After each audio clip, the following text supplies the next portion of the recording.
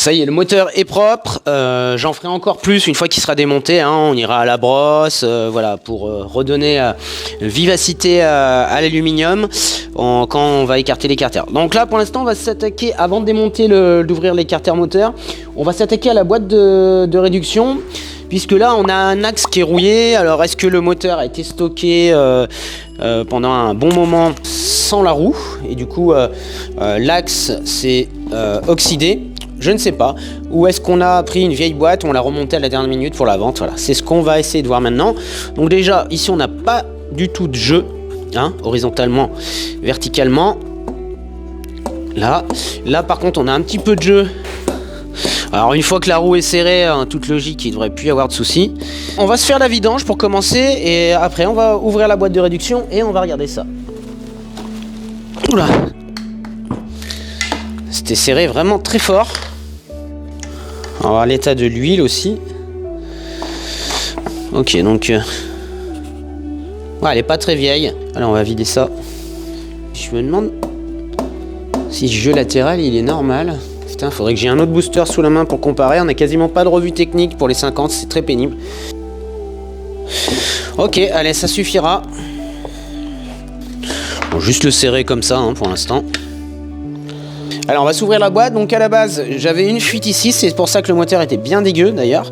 Et sûrement au joint aussi, au petit joint papier là. D'ailleurs on a recommencé, on a recommandé un joint, voilà, à savoir si c'est une boîte de réduction courte ou longue. Est-ce que ça a été modifié? Voilà, c'est ça la grande question.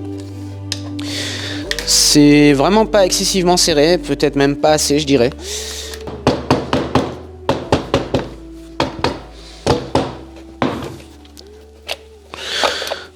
C'est bon, ça arrive.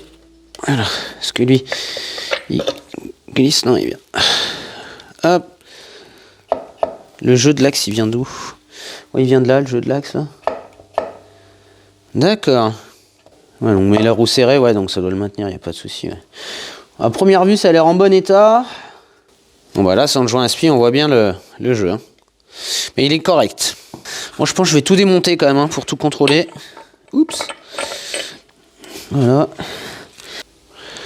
Ouais, écoute, c'est pas neuf. Là, on voit un petit peu de légère usure, ici. Ouais, un peu là. Bon, bah, ce côté, forcément, c'est propre. Là, on voit bien l'usure, par contre.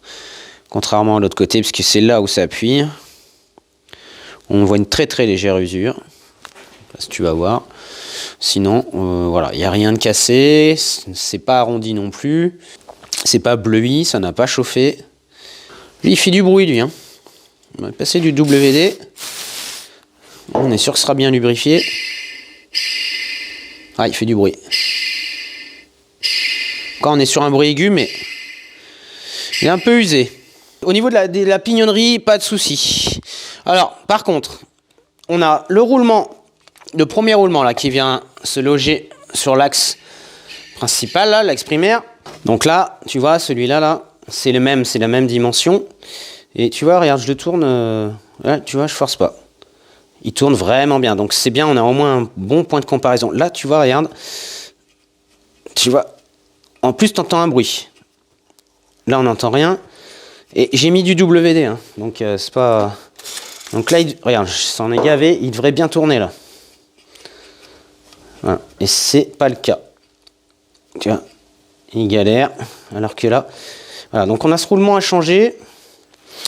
Et en même temps, on va changer lui. Je trouve qu'il fait un petit peu de bruit celui-là. Là. Au niveau de la pignonnerie, on est bon. Ici, bah là, on a l'axe qui était légèrement rouillé. Il a dû être, le moteur a dû être exposé sans la roue, comme ça. Voilà, donc rien de spécial, hein, c'est juste en surface. Il n'y a aucune marque là dans les carters pareil, dans les logements, là, l'usinage, c'est très propre. Donc voilà, là, il tourne librement. Celui-là, voilà, il fait aucun bruit, hein, encore une fois, contrairement aux deux autres, hein, celui-là et l'autre. Donc là, on va lui remettre de la graisse. Et pour le joint aspi qui est ici, on n'avait pas de fuite. On n'avait pas de fuite sur celui-là, donc pas de problème. Donc là, on est sur 43. On va voir hein, si c'est une boîte origine ou pas. 43, et là, c'est quoi? 59. Alors, je viens de me taper 1, 2, 3... Allez, 3-4 jours de crève. Rhume. etc. Là ça va mieux, il fait un peu froid dans l'atelier. Ça va juste mieux, mais bon il fait très froid. Donc je tiens à préciser, il faut impérativement être dans un local chaud ou tempéré pour faire le vilebrequin, sinon bien s'assurer de la bonne température des carters, car quand tu chauffes, si dans ton atelier il fait 0, il fait voilà, proche des 0, ça va refroidir tellement vite que le temps que tu mettes ton vilo sera refroidi, ça va se rétracter et ça va se prendre dedans. Donc là dans un premier temps ce qu'on va faire, on va se retirer le vilebrequin et après on va se retirer les deux roulements. Ensuite je vais aller voir si je peux trouver les roulements, normalement je devrais pouvoir les trouver aujourd'hui sur place. Et après on se montrera donc la boîte de transmission qui est donc, j'ai regardé la boîte de transmission, c'est une boîte de transmission stage 6, rapport long. On est en... Merde, j'ai pas mes papiers. En tout cas c'est un ratio de 1 pour 3. Donc quand l'axe fait un tour, la roue fait 3 tours. Donc c'est vraiment très démultiplié. Ça veut dire qu'on a une transmission très très longue. Donc là il faut un moteur qui a des chevaux et une transmission assez légère. Donc là avec ce scoot on va avoir des chevaux. Donc là ensuite après on a vu avec le propriétaire, il m'a autorisé d'appairer les carters. Donc on va juste fraiser le bas moteur, la des carters, pour que les transferts soient bien fluides et qu'il n'y ait pas de cassure dans le flux gazeux. En tout cas voilà, ça va faire des fluctuations dans le flux. Voilà, donc mécanique des fluides, etc. Je t'invite à te renseigner sur le sujet.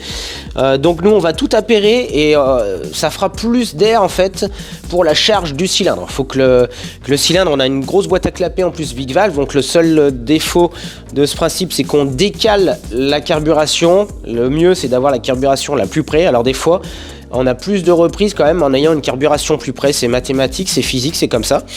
Par contre voilà, vu qu'on a un petit effet Venturi sur le carburateur plus la boîte à clapet big valve, il faut qu'on soit en adéquation aussi avec le cylindre qui fait entre 10 et 11 chevaux, donc on va devoir fraiser, voilà, travailler les carters ici. Que ce soit là à l'admission et que ce soit aussi sur les transferts. Et après on verra sur le bas moteur, je pense pas qu'on va trop toucher quoi que ce soit. Allez, j'espère qu'il n'y a déjà pas de mauvaise surprise. Maintenant, là le but ça va être faire cette pompe à huile. On va enlever la pompe à huile dans un premier temps. Hop, et puis après on va se désolariser les carters avec l'outil Busetti. Voilà, tu vois la pompe à huile à quoi ça correspond. Donc nous on va tourner au mélange. Je t'invite à vraiment enlever ce système. Quand tu es d'origine, juste d'origine débridée, tu peux garder ce système.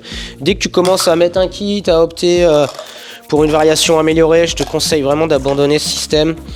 Voilà, ça évite bien les casses moteurs. Bon, on va se retirer le joint SPI ici. Ils étaient bons les joints. On est sûr de pas se planter sur celui-là. Ouais. Ah, lui il est bon, lui je l'ai enlevé correctement, on va le garder celui-là. Alors ensuite, tac, c'est bon.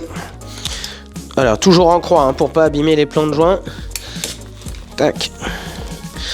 Et ça bien entendu, si on peut se passer de la clé dynamo sur beaucoup de vis, tout ce qui est partie mécanique comme ça, un moteur, les endroits importants, je te conseille vivement de le faire avec une clé dynamo. Comme ça, t'as pas de soucis. On a vraiment la pression adaptée.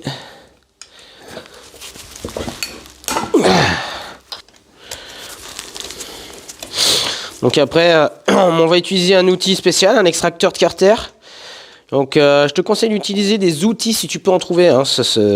Pour que ce soit du petit, de la mobilette, de la brelle au gros cube. Il y a pas mal d'outils quand même qui sont forgés, qui sont faits chez Busetti. Et Busetti c'est une excellente marque, un peu chère, mais au vu de leur qualité, c'est vraiment justifié. Donc finalement non, c'est pas cher. Alors on va se remettre les vis là.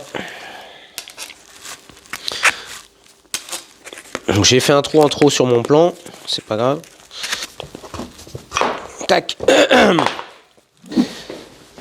Ok, bon pour la boîte, on va pas monter n'importe quoi, vu qu'on va partir sur quelque chose de beaucoup plus sportif, de beaucoup plus racé, qui va prendre beaucoup plus de tours.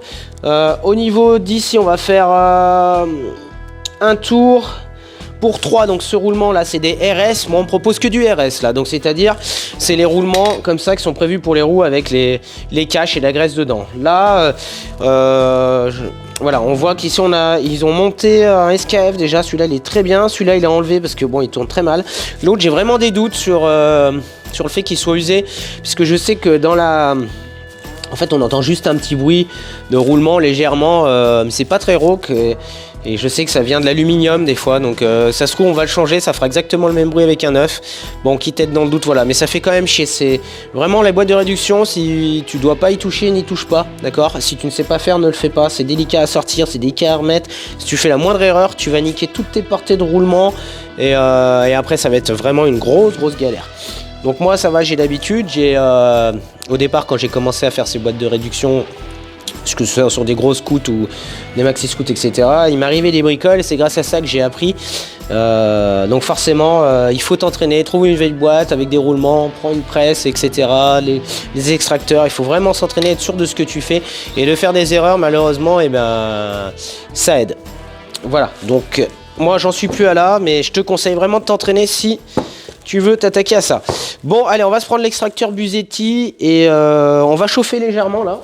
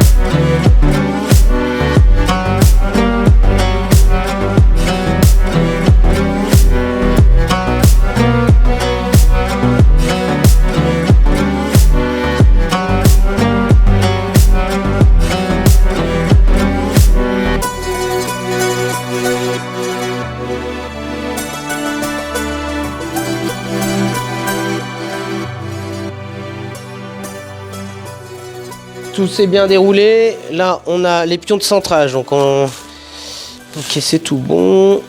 On va voir. Le lubrifiant s'est bien enlevé. On va le contrôler. Juste comme ça, déjà. Là, au niveau des roulements, c'est des roulements classiques en acier. Ouais, ils étaient encore bons. Hein. Ils étaient encore bons.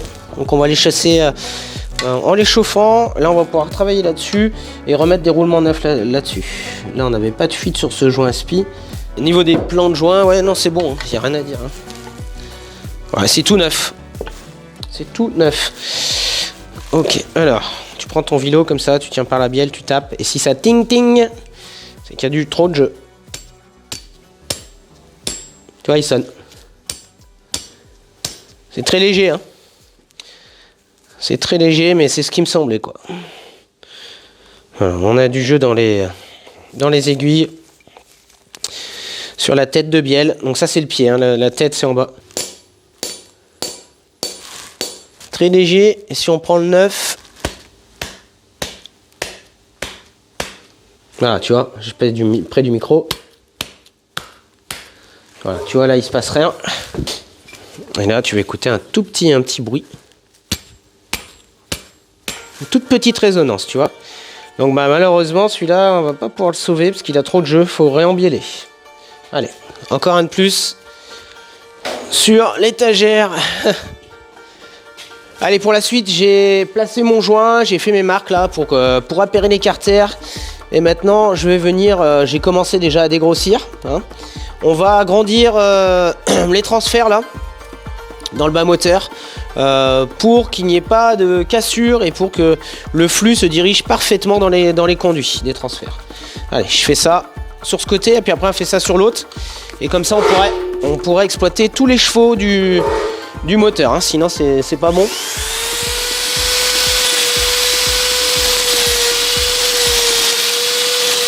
Donc là pour voir si je suis bon, je vais enfoncer mon cylindre. Voilà.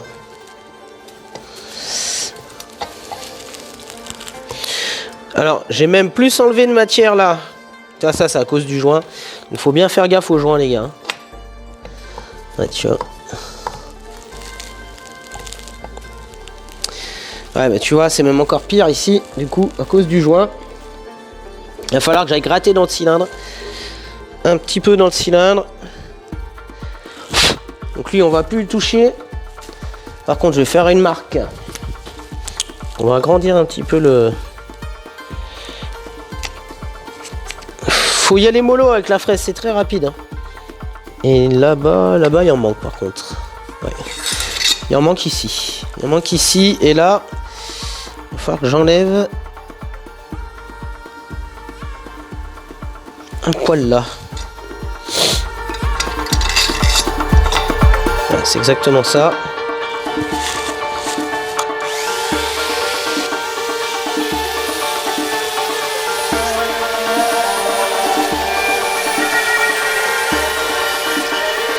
Bon voilà, ça avance, donc j'ai appairé les transferts là, donc j'ai enlevé un peu de matière ici, là va falloir que je renlève un peu au fond, surtout faut pas qu'il y ait d'arrêt de vive, hein, donc arrondir là. Je vais mettre un coup de partout là pour que ce soit propre, parce que c'est pas très propre, et puis on gagnera un petit peu en volume, et très léger, hein, des deux côtés, il va falloir que ce soit équilibré, donc limite à y faire à la main. Voilà, j'ai dû fraiser ici, ici également, voilà, donc on aura une plus grosse admission, plus gros volume, tac. Donc là, bah, j'ai fait pareil. Hein. Voilà, donc j'étais obligé d'agrandir tout là et là. Donc c'est pas énorme, mais au moins c'est appairé. Et là, je remettrai un petit coup de propre, pareil. Donc je voulais microbiller, mais je pense que je vais y finir à la main au papier à poncer. Voilà, ce sera très bien.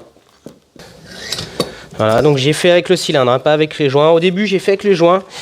Et puis finalement, voilà, les joints... vu qu'ils ne sont pas centrés, je sais pas si tu vas voir, voilà, mais là on est bien aligné partout. D'accord. Donc là c'est juste dégrossi. J'ai dû rattraper un peu le cylindre ici.